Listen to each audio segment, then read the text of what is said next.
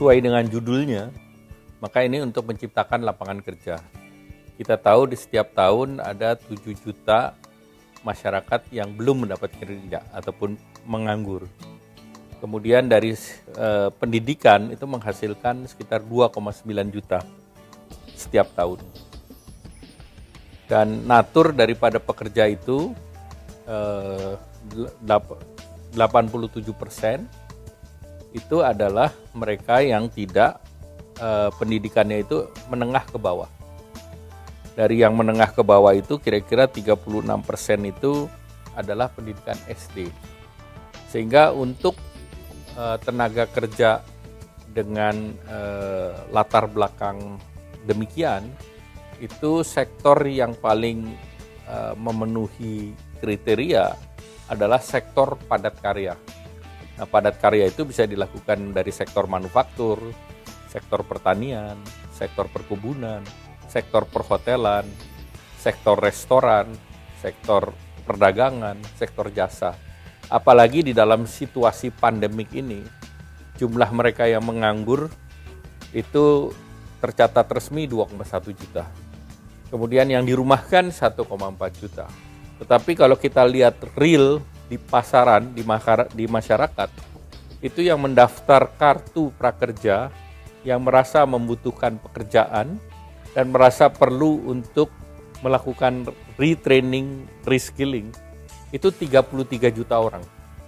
Ini real data yang by name, by address ada di kantor kartu prakerja, dan yang telah mendapatkan dan approve dan menjalankan proses pendidikan dan menerima pelatihan dan juga semi bansos jumlahnya 5,6 juta. Sehingga jumlah 5,6 juta ini kan butuh lapangan kerja yang 5,6 juta juga, karena dia sudah mengikuti proses. Sedangkan kalau kita punya rule of thumb, setiap pembangunan ekonomi 1% itu menyerap 500.000 tenaga kerja. Sehingga tentunya yang diproyeksikan pemerintah tahun depan itu pertumbuhan 4,5 sampai 5,5 itu untuk menyerap 2,5 juta tenaga kerja. Sehingga Undang-Undang Ciptaker ini diharapkan bisa melakukan transformasi itu.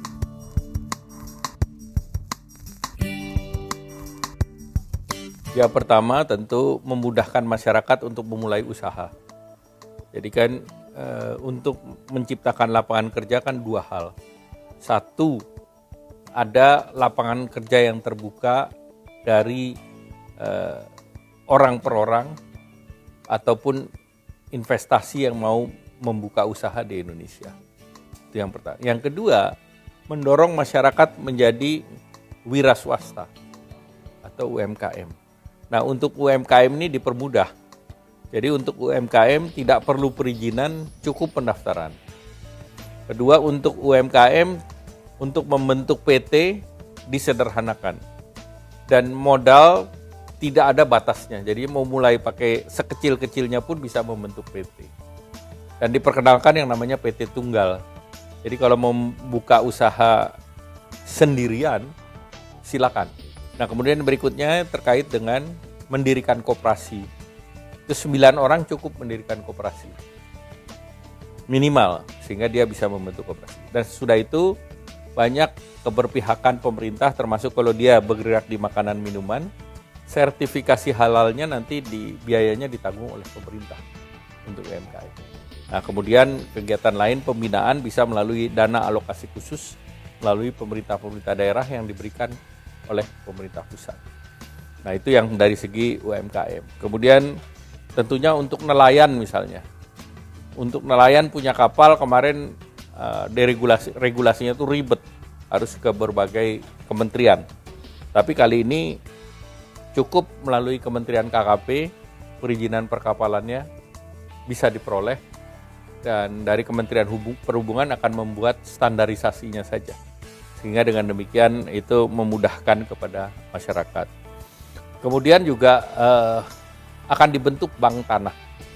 Bank tanah ini penting untuk reform agraria. Jadi reform agraria itu adalah mendorong agar masyarakat tertentu bisa mendapatkan redistribusi daripada tanah.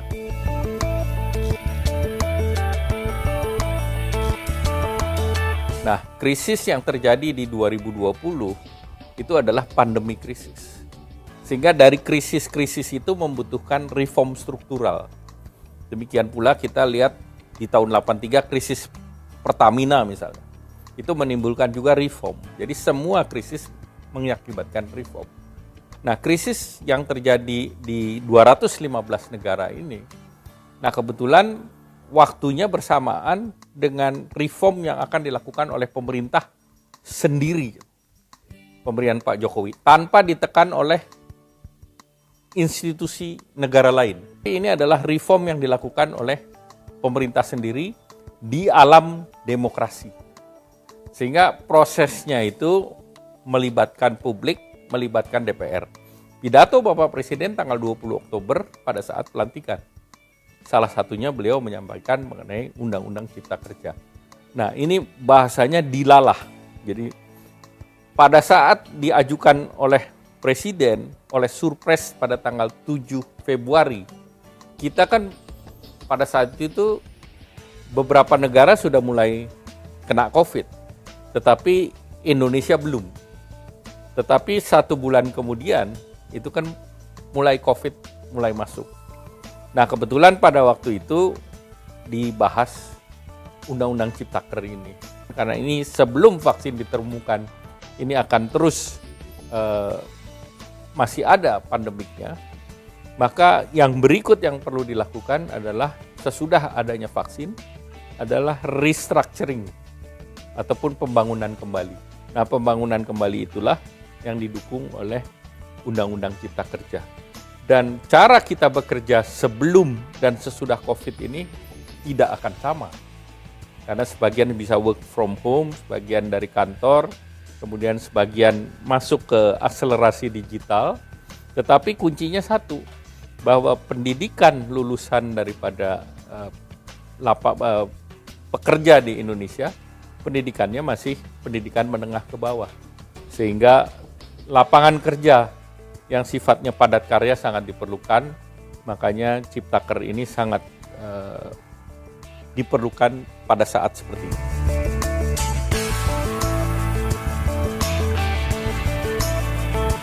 Ya, pertama kita harus melihat konteksnya hari ini, konteks pandemik. Jadi kalau kita bicara investasi, itu masih menunggu situasi daripada demand side. Dan demand side ini 215 negara mengalami, hampir semua negara mengalami kontraksi perekonomian. Tetapi berbagai lembaga termasuk perencanaan perekonomian nasional itu memprediksi tahun depan kita positif, 4,5 sampai 5%. Dan rule of thumb-nya itu 1% pertumbuhan ekonomi itu mempekerjakan 500.000 orang. Sehingga kita berharap tahun depan pertumbuhan kita bisa masuk ke 5,5%. Tetapi kuncinya kembali, bahwa rasa aman itu timbul. Nah, salah satunya adalah bagaimana vaksin itu bisa diperoleh dan bisa dilakukan imunisasi secara bertahap, agar ini masyarakat kembali mobilitasnya bisa berjalan tetapi aman dari COVID. Nah, itu prasyarat utama. Dan terkait dengan target investasi, minimal kita setiap tahun itu membutuhkan sekitar 800 sampai 900 triliun untuk mencapai pertumbuhan 4,5 sampai 5,5%. Kalau pertumbuhan ekonomi kita bisa mencapai 5 sampai 5,5%, maka 2,5 juta masyarakat itu bisa memperoleh lapangan kerja. Nah, kalau sektor digitalisasi bertambah, nah digitalisasi ini di tahun 2025 itu bisa mencapai sekitar 130 billion US dollar. Nah, tentu ini menjadi pengungkit sendiri yang di luar APBN.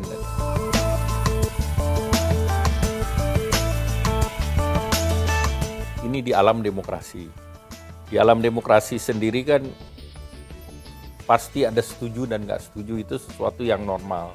Dan kemarin dalam paripurna kan 7 fraksi menyetujui, 2 fraksi tidak menyetujui. Nah, tentu belum semua materi ini tersosialisasikan di publik. Sehingga kalau kita lihat per hari ini banyak sekali hoax yang beredar. Hoax yang beredar itu artinya hal yang tidak benar itu sebarkan melalui media sosial untuk menggalang gerakan-gerakan untuk melakukan aksi-aksi unjuk rasa. Nah, tentu tugas dari pemerintah adalah untuk menjelaskan kepada publik.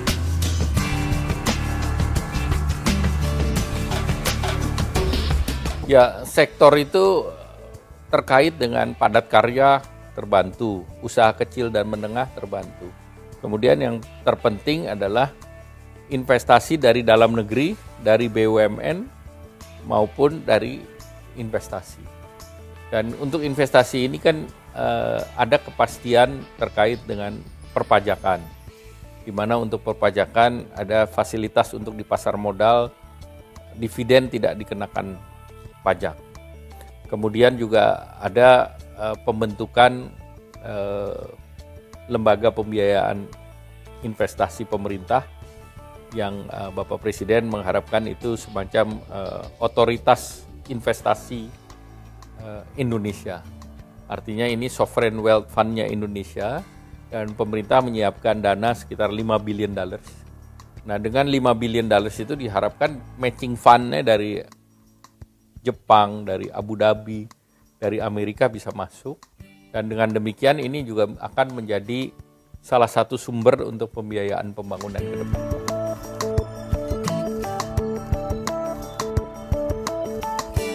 Negara hadir melalui jaminan kehilangan pekerjaan. Jaminan kehilangan pekerjaan bukan sekadar pesangon. Jadi artinya ada unsur training, ada unsur pelatihan, sehingga mereka yang terkena PHK itu bisa diberikan pelatihan dan bisa dalam tanda petik dicarikan akses untuk pekerjaan yang lain. Sehingga waiting time-nya itu bisa diperpendek. Tetapi saya juga menyampaikan bahwa PHK itu adalah langkah terakhir. Jadi tidak ada yang suka PHK. Para pengusaha pun tidak suka PHK. Karena PHK itu terjadi kalau perusahaan rugi, dalam tanda petik bangkrut, baru dia PHK. Tetapi kalau objektifnya adalah untuk keuntungan, objektifnya adalah supaya usahanya survive. Nah, pemerintah sudah banyak melakukan kebijakan-kebijakan untuk mendukung agar pengusaha tidak melakukan PHK. Makanya dalam kegiatan-kegiatan program pemulihan ekonomi, pemerintah merelaksasikan non-performing loan sehingga perusahaan bisa restructuring. Bahkan pemerintah melalui Menteri Keuangan menaruh dana di bank, termasuk Himbara dan Perbanas, memberikan jaminan agar perusahaan tidak bangkrut.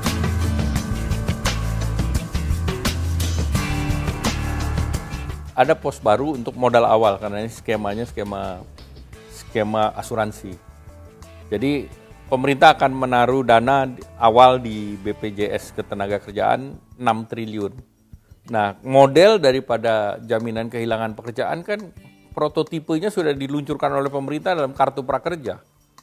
Mereka yang tidak terkena PHK dilakukan pelatihan, kemudian diberikan semi bansos. Nah, ini nanti di luar Kartu Prakerja ini akan dimasukkan artinya yang manfaat yang sejenis akan ada di BPJS Ketenagakerjaan. Jadi sebenarnya sistemnya mudah ya Pak ya? Kita sudah trial gitu, jadi sebelum Undang-Undang Cipta Kerja sudah kita trial. Kemarin kan sudah diketok, tinggal PP-nya.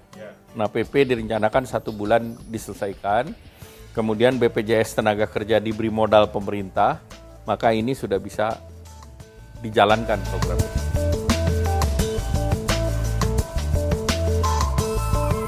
Jadi kepada teman-teman yang mungkin belum sempat membaca Undang-Undang Cipta Kerja, ada hal-hal yang penting. Yang pertama, terkait upah minimum itu tetap ada, basisnya juga berbasis kepada pertumbuhan ekonomi dan inflasi. Kedua, tidak ada perubahan dari pekerja tetap menjadi outsourcing, itu tidak ada peraturan yang demikian. Kemudian terkait dengan cuti tetap ada, cuti hamil, cuti haid, kemudian diberikan waktu jam istirahat dan juga diberikan waktu jam untuk sholat Jumat sesuai dengan regulasi yang ada sekarang. Kemudian juga kepada teman-teman yang ingin untuk berusaha, itu usaha kecil dan menengah diberikan kemudahan untuk mendapatkan perizinan. Kepada teman-teman yang melalui perizinan itu melalui pendaftaran, cukup pendaftaran. Kemudian yang terkait dengan teman-teman dari organisasi lingkungan hidup, bahwa AMDAL tetap ada, prosesnya disederhanakan. Artinya birokrasinya disederhanakan. Tetapi keperluan akan AMDAL yang menjaga kesehatan, keamanan, masalah lingkungan dan kecelakaan kerja itu tetap ada di sana.